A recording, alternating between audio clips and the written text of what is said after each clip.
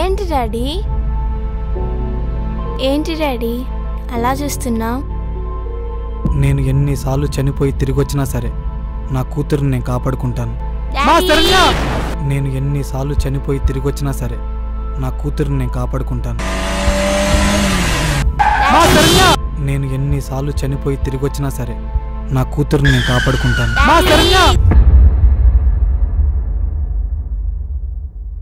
మనం ఏం చేసాం? మన కూతురుని మనం కాపాడుకోలేం. మనం కాపాడుకోలేనప్పుడు మనకెందుకు ఈ సర్కిల్ రిపీట్ అవుతుంది? మనకెందుకు ఇలా జరగాలి? నాకు ఇప్పుడు అర్థమైంది అసలు ఈ సర్కిల్ ఎందుకు స్టార్ట్ అవుతుందని. నా కూతుర్ని నేను సేవ్ చేసుకోవడానికి. అసలు నా కూతురికి యాక్సిడెంట్ అవ్వకుండా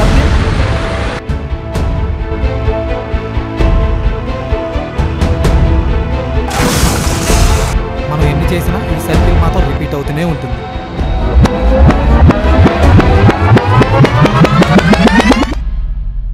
అన్నీ ట్రై చేసావు కదా, అయినా కాపాడలేకపోయావు కదా. మనం ఏం చేసినా మన కూతురుని మనం కాపాడుకోలేం.